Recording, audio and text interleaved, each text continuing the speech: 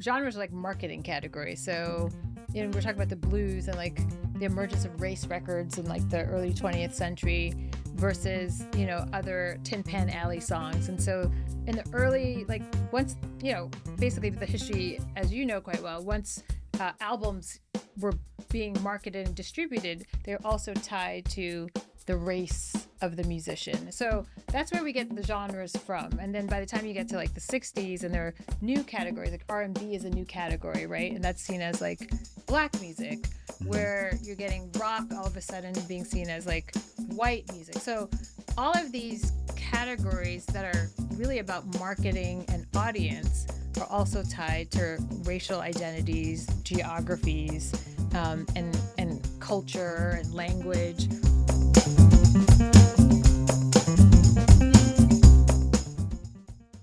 Hi, I'm Junius Williams, your host on Everything's Political.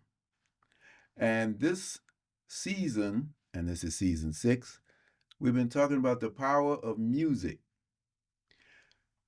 Today, we're going to take a little step further along that line. Up to this point, we're talking about the power of music on people personally. We've also talked about the power of music in terms of the politics of the civil rights movement. But today we're going to talk about a little different aspects of power in music. And we're going to do that with my friend, Dr. Salamishah Tillet. She's a distinguished professor at Rutgers University. She is a critic, a contributing critic at large at the New York Times. And as such, she is the holder of a distinguished Pulitzer Prize for the art of criticism. So welcome. Thank you. How are you? Good. How are you? I'm glad we got you. We've been talking about coming on my program for a long time. Yeah. And you just been too busy. So I'm glad we can come on at this point because I want you to join with me in talking about Beyoncé. Yes. And country music. Mm-hmm. And we want to talk about, well, you're going to see what we're going to talk about. But you're going to know that Beyoncé is a very critical person in the discussion of power when we're talking about music. Mm-hmm.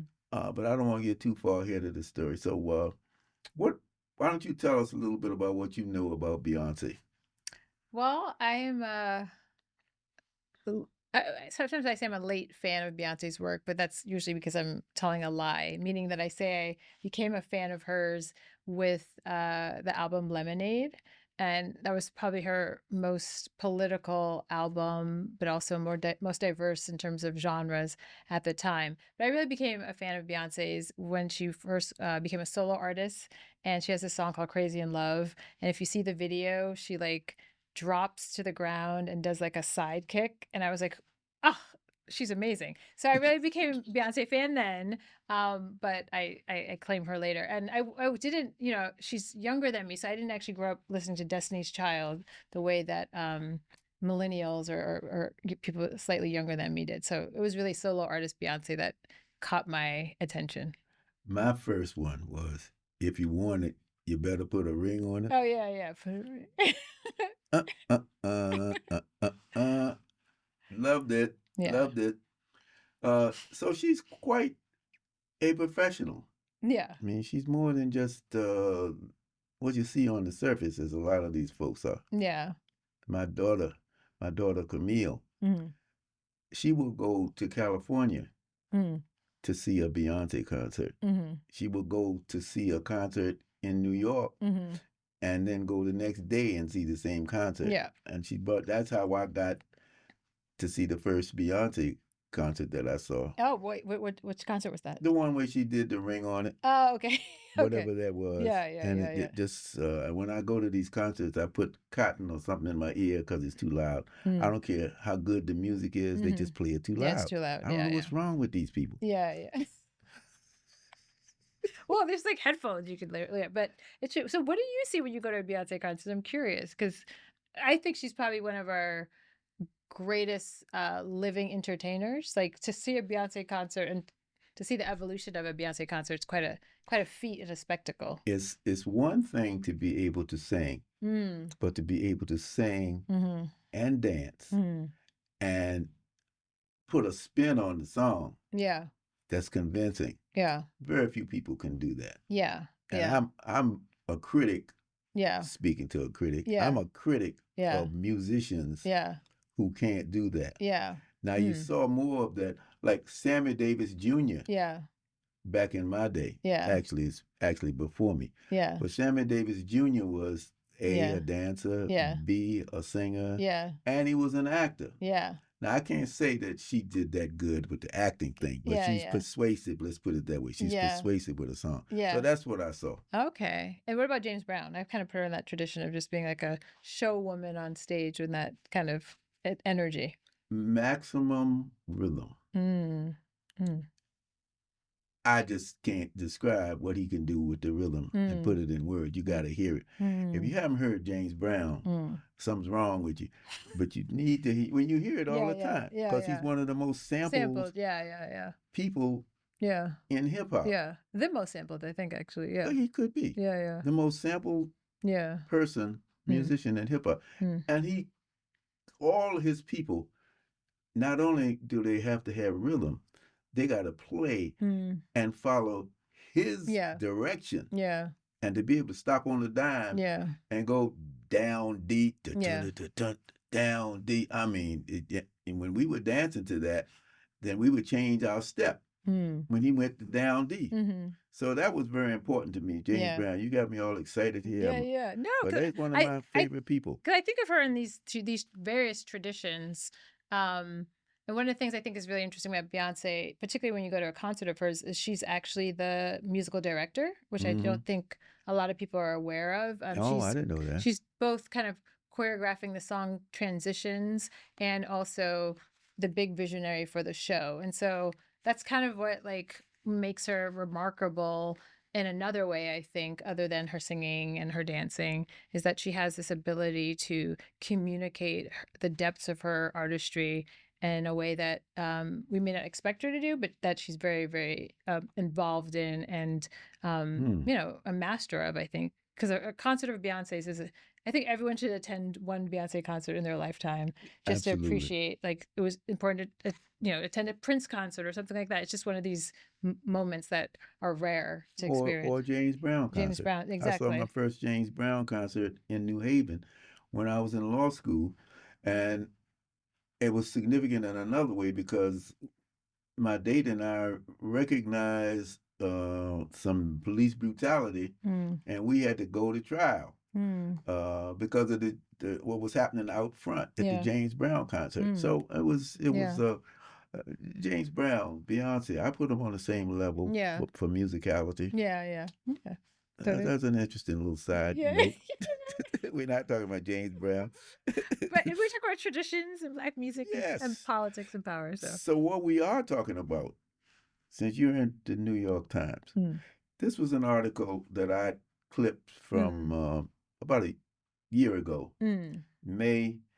It was in the editorial section, and it was called "Country Music is Entirely at War with Itself" by columnist Tressie McMillan Cottom. I'm going to say that again. Tressie McMillan Cottom. Not Cotton, but Cottom. Do you know her? I know her work. I don't know her personally, but I really I'm a big admirer and reader of her work, and she does some of the most interesting criticism and cultural commentary, I guess, or political commentary these days, I think. Absolutely. So, every paragraph. I just had to come back and read it a little slower because it was so full. So in this one, she's talking about, I'm going to read a little bit here. A veritable renaissance has come for country music over the last decade, as Black, Hispanic, Indigenous, and queer artists have staked a legitimate claim to the genre. In fact, they're still collectively pushing to be included in a genre that wants their rhythm, but not their blues. What do you think about that? What do you think she was talking about? Well, I like the way she made that distinction between, it's, they want the the beauty but without the pain of Black music or indigenous music. Well, I think I mean, she's pretty said it rather clearly, but I think that there are all these debates about whether, like what it takes to make this kind of music, particularly if everything kind of comes from the blues, really. How do you, can you like have these rhythms, or how can you have this like music that's so entertaining and so danceable without the sense of like history that comes with it, without the sense of like pathos, or the ways in which in particular here Black people have been left out of like the American project, haven't had full citizenship. That's where the music comes from. So can you have like the thing that makes you feel good without the thing that indicates the suffering that led them to create it in the first place? And I think that's kind of what she's getting at there, that long history of I mean, we're here in Newark, and Baraka and the blues people. Like, can you have like the people without the blues, so to speak, or can you have the rhythm without the blues? So I think that's what she's just talking about. And the way that Black popular music is the foundation of most popular music in the world, but definitely in the United States. And sometimes we try to, not we, but people act like it doesn't have all of this history. It's just the thing that makes your body move. All of this Black history. Mm-hmm. That's how I read it. This Yeah. Black history, because Black folks were involved in country just like they were involved in all the other aspects. So, well, they're creators of country music. That's the weird thing about country music, and Beyoncé having to remind us of that history. yes. You know what I mean? Because country music was Black music. It comes from Black people, and the way similar to rock and roll. And so the fact that we kind of have to consistently go back and restore that history is, I guess, what it means to be American in ways, but also it's kind of ludicrous at times too. So. And the folks in Nashville have capitalized on keeping only a few people in and a whole lot of people out. Here's something else she said. This is, I'm going back to Tracy again. Interlopers from outside the Nashville machine who flock to the genre have to choose which version of country music they will embody. Reactionary whiteness, strong words for the New York Times, reactionary whiteness or reparative multiracialism. Shows that she went to college and she learned what she's talking about. What they choose can tell us a lot about the artists and the political concerns of the culture they inhabit. Well, I mean, I think one of the things we're talking about, and I think Beyoncé obviously shows this on that album, is I think the origins of genre itself, like musical genres in the United States, were always tied to race. So when we think of like, genres are like marketing categories. So, we're talking about the blues and like the emergence of race records in like the early 20th century versus, other Tin Pan Alley songs. And so in the early, like once, basically the history, as you know quite well, once albums were being marketed and distributed, they're also tied to the race of the musician. So that's where we get the genres from. And then by the time you get to like the 60s, and there are new categories, like R&B is a new category, right? And that's seen as like Black music, where you're getting rock all of a sudden being seen as like white music. So all of these categories that are really about marketing and audience are also tied to racial identities, geographies, and culture and language. So by the time we get to today, we kind of accept these categories as like natural, or like they've always been that way, or they always have to be that way.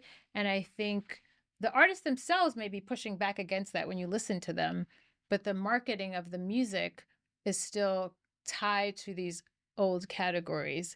And so every once in a while you get an artist that really is like, I don't want to live in these musical genres because it's not true to who I am.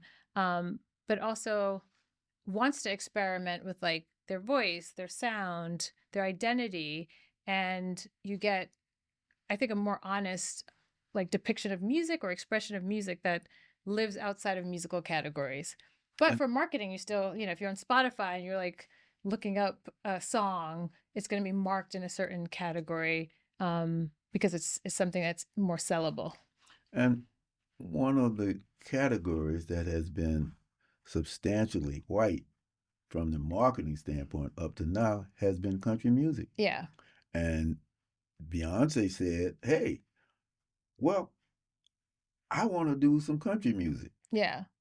And that's why she came up with this great album, Yeah. Cowboy Carter. Cowboy Carter, Yeah. but not without some resistance. Yeah. And I think Beyonce's like interesting because, she grew up in Texas. So she grew up with country music as part of her childhood and part of her musical repertoire. So like someone like me who grew up with like the Northeast didn't grow up with country music as being played on the radio per se. Mm-hmm. But I think for someone like Beyonce, and she talks about this in interviews, and then also the liner notes for Cowboy Carter are really important. It's just the music of her childhood. It's the music. She has the right to this music because of where she grew up, because of how she was trained, and because of the communities that she lived in. And so her first formal, or maybe most obvious experimentation, I wouldn't say her first experimentation, but her first most obvious one was on the album Lemonade. And that album, each song kind of lived in a different genre. So it's covering hip hop and rock and country, and the song Daddy Lessons. And so she performs this song, and I think it's in 2019 at the Country Music Awards. And she performs it live with the band that used to be called the Dixie Chicks, but now they're called the Chicks. And there was a lot of like resistance in the audience and a sense of hostility towards them for performing this song. And so she writes in the liner notes, she alludes to that. She doesn't say, this is why I do that. But she talks about how the liner notes to Cowboy Carter, that she felt like, she was outside of this music, and that her desire to reclaim it or to dedicate a whole album to it comes out of that sense that she wasn't welcomed. Mm-hmm. And the other reason she talks about it is that she wanted to also attend to, or like pay attention to, the history of Black cowboys and the way in which even the term cowboy was used to degrade African American men who are integral to the kind of tradition that we think of as cowboys today. So she had like different purposes and different reasons for making this album. But a lot of it had to do with who's considered American, who's considered a country music person, who's considered a cowboy, and all of that's at play, I think, with this album. And so you get the whole different kind of situation where she just rises up and says, well, hey, and there was another aspect to it as well, because she pointed out that the banjo is an African instrument. Yeah. And you can't have country music or bluegrass music without a banjo. Yeah. And as I discovered recently, this woman called Rhiannon Giddens, excellent banjo player. Yes. So she points out all of that. And so she gets ready. She plots. Yeah.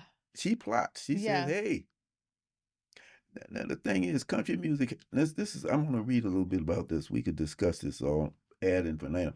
Country music has a tighter lock on music distribution than other genres. Country radio still breaks new artists in an age where every other genre has lost that power to TikTok, etc. And so here we have the country music establishment holding people hostage. They might want to be in country music, but if you can't get that spot in country radio, usually your song is going to be a flop. Mm-hmm.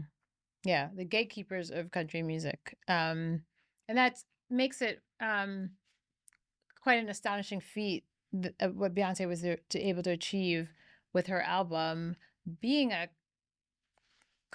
commercially country album in an industry, or in a kind of market that requires a lot of like airplay and radio play for a song to be a hit. So I think, that's also like just another thing that made this album kind of unique and exceptional. But also I think she did a good job collaborating with familiar and formidable country artists, white and black, on this album. So it wasn't just about whether Beyonce kind of had the talent or skill or the cachet to do country music, but it's a profoundly collaborative album that it's an album that's trying to show like the wealth of country music today, and how through collaboration you can also like push against genres, but also be, I don't know, set the tone, and open up new opportunities for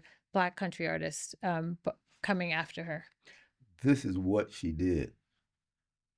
Her Texas Hold'em achieved a staggering 19.2 million official streams and 4.8 million radio plays in just 4 days. Yeah.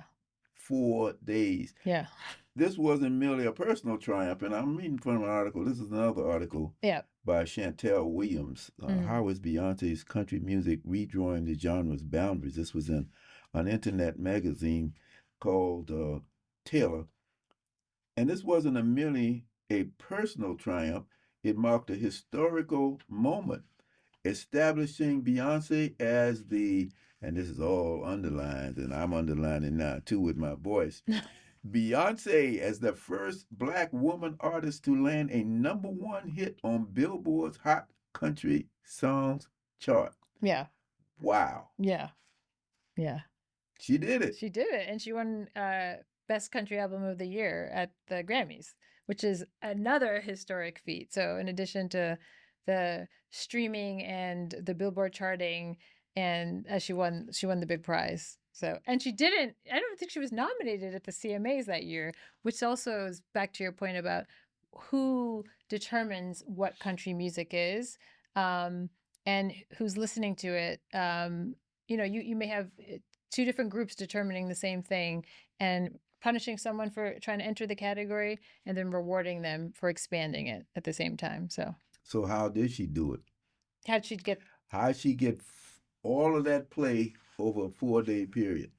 Yeah, well, I mean, it's hard to talk about Beyonce without talking about what a rock star she really is in the world. Meaning that, when she drops an album on a Friday, sometimes it could be a visual album like Lemonade, or it could be a country album like Country Carter. She does stop time. I mean, she has the ability to attract our attention and create audiences in a way that may not, like, I'm not a country music fan, but I listened to that album religiously, and I went to Atlanta to the concert. I mean, I'm not a country music fan, but it's not the genre that's in high rotation in my Spotify playlist. And I listen to lots of music, but it's just not the genre I'm like grew up listening to, and nor is it like high on my playlist. However, a Beyonce country album, I was curious, like, what is she going to do with this genre that's so familiar to her,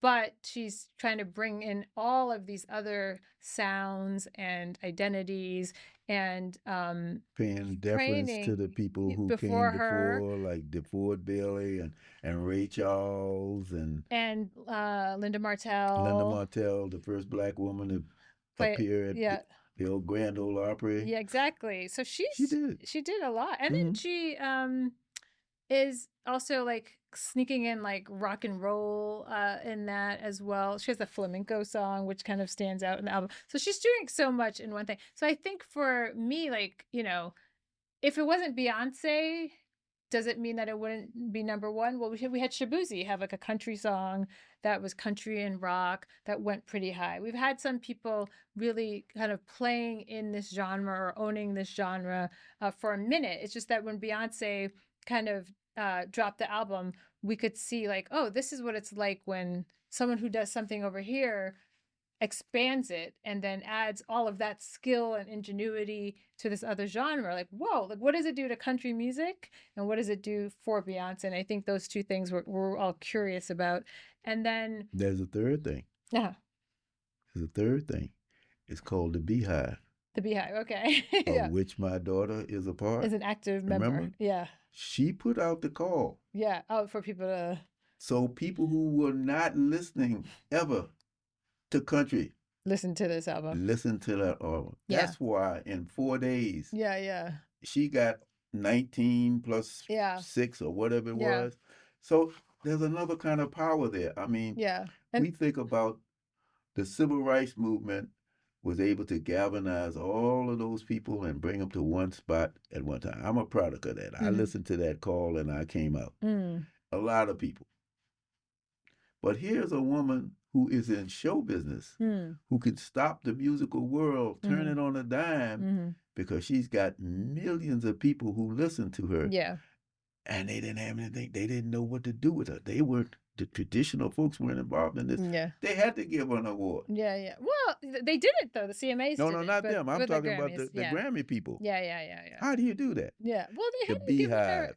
I mean, but she hadn't. This is the first time winning Album of the Year, so she had not gotten the award for an extremely long time, much to, I would say, the dismay and perhaps for some people the disgrace that she didn't win it with Lemonade. She didn't win it with Renaissance. Jay-Z got an honorary award, and he said on stage, even using your own metrics, because she's the most nominated artist of all time. He said, even using according to your own metrics, this is a weird situation, right? So her winning it, I think, at this moment was both, and I love Beyoncé sometimes because she's that one to shy away from acknowledging the moment. And so she said this was a long time coming when she won the award for Best Album of the Year.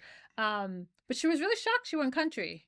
I think, like she still didn't know that was possible, I think, for her to win the Grammy for country music because of how she's experienced alienation and discrimination within the industry there. So, but Beyonce is one of those few artists that can still time. I mean, Taylor Swift's another one, but there's not a lot who can command our attention with an album drop and then get all those people, right, like you said, they just have this fan base that's very loyal and eager to consume their music. So she didn't realize the power she had, perhaps, but she knows now. So we can only hope that she will continue to make that path plain for all of us to see. Just to sum up, Beyonce's country debut ignites a rediscovery of heritage. Because like you said, Black folks been involved in this for a long time. Yeah. Country music. Deconstructing our idea of traditional Western symbols, i.e. the white woman with the long blonde hair, the black man who wears the cowboy hat, only him, and reshaping our concept of American cultural identity. And for that, I say, that's power. Don't you think? Yeah, no, it is. And she tries to share it with others, so that's nice too. And that's good. Yeah. That's good. Yeah. So I want to thank you. Oh, thank you. This was fun. This was great. We'll have another one, and I know you're doing something musical as well. Yeah, I'm writing. You're doing something with. I'm writing a book on Nina Simone. Yeah. So I too am interested in the relationship between music and activism when it comes to, she's kind of like one of the lodestars when we think about people who are trying to use their music to change the world. She's a really phenomenal figure in that regard. So when's the book coming out? February 2027, so next year. Does it have a title? Yes, Nina Simone and the World She Made. We're going to look for that. I'm going to look for that. Maybe we'll have you back to talk about that. I would love to. All in right. Newark, talking about Nina Simone. She lived here. Did you meet her when she was living here? I got a story to tell you. I'm sure you do. Do you want to? Everybody's got stories about Nina Simone, but I always got to brace myself. She was staying with Amiri Baraka, the elder. Yeah. And I had a birthday party. Oh. And I invited Baraka and his wife to come to my birthday party. Amina. And she said, Amina, and she said, and Baraka said, well, I have a guest here. Can I bring her? I said, sure. Who is it? Nina Simone. Of course. Yeah. You can bring Nina Simone to my birthday party. Okay. She got there. Yeah. As a matter of fact, I was big time at that time. Okay.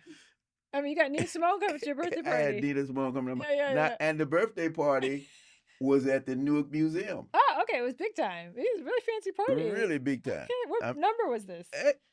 What Okay. number what? Now you're getting personal. Whatever. It was my birthday, okay? She came and we hit it off well. And so she sat down and started playing. I said, "Would you play for me?" She said, "Yes, I will play." And she sang. But she was playing. She sang and played for about 20 minutes, a half an hour. That's amazing. At my birthday party. Oh my God. That's like a really good Nina Simone story. Listen, you can put it in the book. Yeah. And so the cable television guy was there. And I said, "Did you get that? Did you get that?" "No, man." "Well, why did you get it?" "Because I forgot the tape." Oh man, that's a sad story. That's a It sad went from a great story to sad story. But still, it's in your memory. It's in my memory. Yeah. It's in And my memory. And now it's on the television. So that's going to move however people look at this.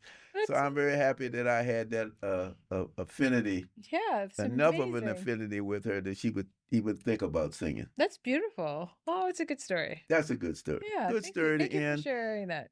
This is my pleasure to have Dr. Tillet with me. Thank you. I'm happy this was so fun. And it was a good time we had. But in the meantime, this is Everything's Political. Everybody ought to do something political.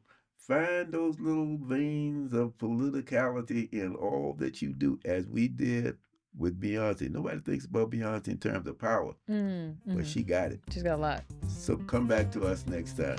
We'll see you next time. Thank you. Thank you. Thank you. Everything's Political podcast is sponsored by the Center for Education and Juvenile Justice and supported by the Terrell Foundation, PSEG Foundation, and the Robert Wood Johnson Foundation, and listeners like you. It is produced by me, Junius Williams. Everything's Political podcast is recorded in Newark, New Jersey. And our theme music is by Anthony Ant Jackson. Check out earlier episodes and subscribe to us on YouTube, Apple Podcasts, Spotify, or wherever you get your podcasts. Follow us on Facebook and Instagram.